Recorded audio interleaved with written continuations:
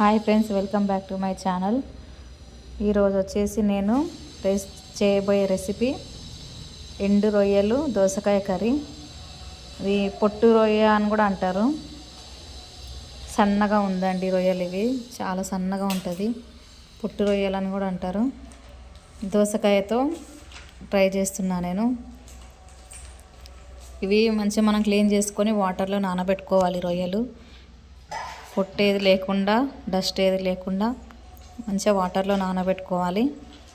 దోసకాయలు అవన్నీ ప్రిపేర్ చేసుకొని పెట్టుకోవాలి. ప్యాన్ తీసుకొని ఆయిల్ వేసుకుందాము.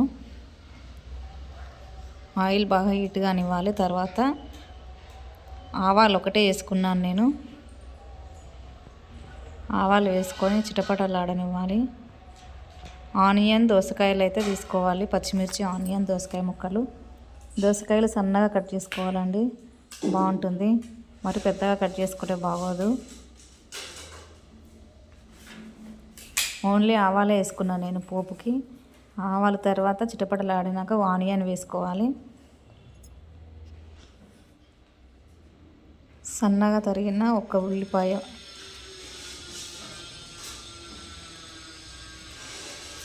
ఉల్లిపాయ బాగా వేగనివ్వాలి.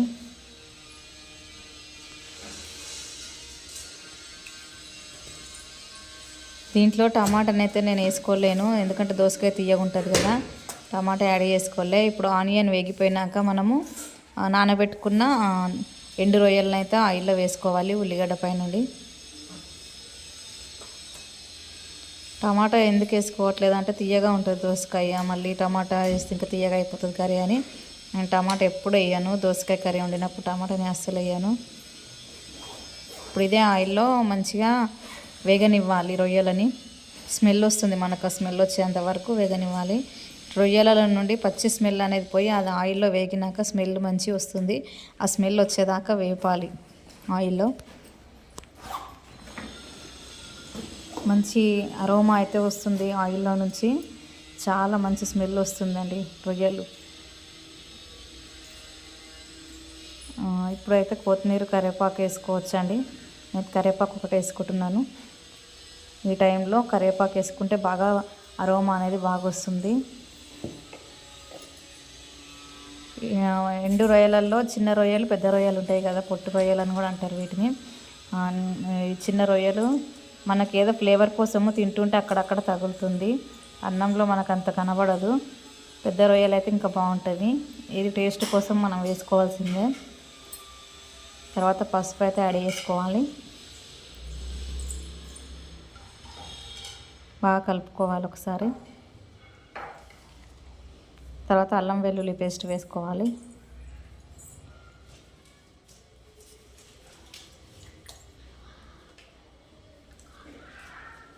అల్లం వెల్లుల్లి పేస్ట్ మంచిగా పచ్చి వాసన పోయేంత వరకు దాన్ని మనం ఆయిల్లో వేపుకోవాలి.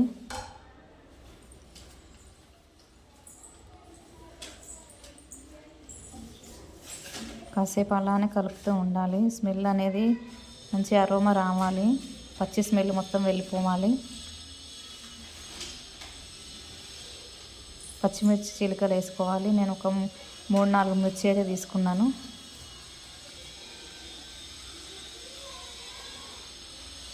బొమ్మిడి చేపలు, ఎండు రొయ్యలు ఇవి చాలా బాగుంటుంది దోసకాయ కర్రీలోకి. టమాటా కర్రీలోకైనా బాగానే ఉంటుంది. ఇప్పుడైతే నేను దోసకాయ ముక్కలే ఆయిల్లో వేసుకున్నా. కలుపుకోవాలి. కొంచెం సాల్ట్ కూడా వేసుకోవాలి పైనుండి. ముక్కలు వేసుకోగానే సాల్ట్ వేసుకోవాలి. దోసకాయ ముక్కలు వేసుకున్న తర్వాత సాల్ట్ కూడా వేసుకోవాలి. నేను ఇప్పుడు వేసుకోలేదు సాల్ట్.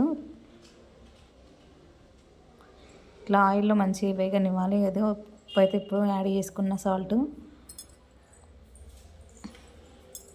ఆల్రెడీ మనం ఆనియన్ ఫ్రై అయ్యేటప్పుడు సాల్ట్ వేస్తాం కదా, తొందరగా మగ్గాలి ఆనియన్ అనేసి, అందుకే చూసుకొని వేసుకోవాలి సాల్ట్. ఇవి వచ్చేసి 2 దోసకాయలు అండి, మీడియం సైజ్ దోసకాయలు. కోస్తే కొన్ని ముక్కలు వచ్చినాయి. అది ఒక 3-4 మెంబర్స్కైనా సరిపోతుంది. ఎందుకంటే గ్రేవీ ఎక్కువగా ఉంటుంది. వాటర్ ఎక్కువ యాడ్ చేసుకోవద్దు. వాటర్ యాడ్ చేసుకున్నా కూడా అది దగ్గరికి ఫ్రై అయ్యేంత వరకు వేపుకోవాలి. మరీ వాటర్ ఎక్కువ ఉంటే బాగుండదు కూర టేస్ట్. ఇప్పుడు కొత్తిమీర ఫ్రెష్గా కడుక్కొని చిన్నగా కట్ చేసుకొని పెట్టుకొని వేసేసుకోవాలి.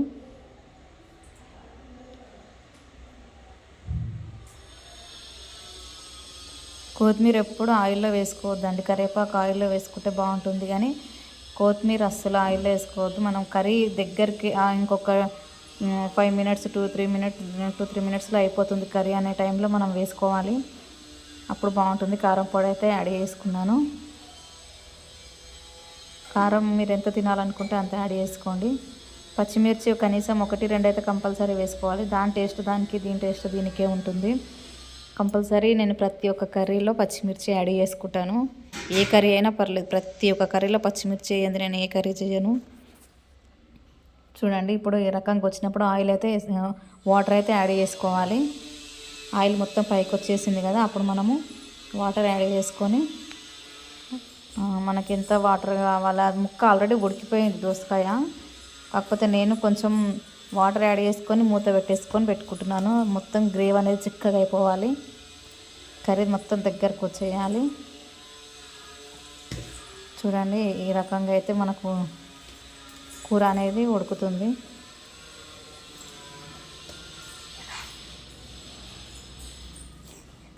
దగ్గరకు అయిపోయింది మొత్తం కర్రీ, మొత్తం గ్రేవీ అనేది చిక్కగా అయిపోయింది. ఇప్పుడు దానిపై నుంచి కొత్తిమీర వేసుకుందాము. కొత్తిమీర వేసుకొని మూత పెట్టేసుకోవాలండి. చాలా బాగుంటుంది టేస్ట్. ఒకసారి మీరు ట్రై చేయండి. Please subscribe my channel, like and share please friends. Okay, bye.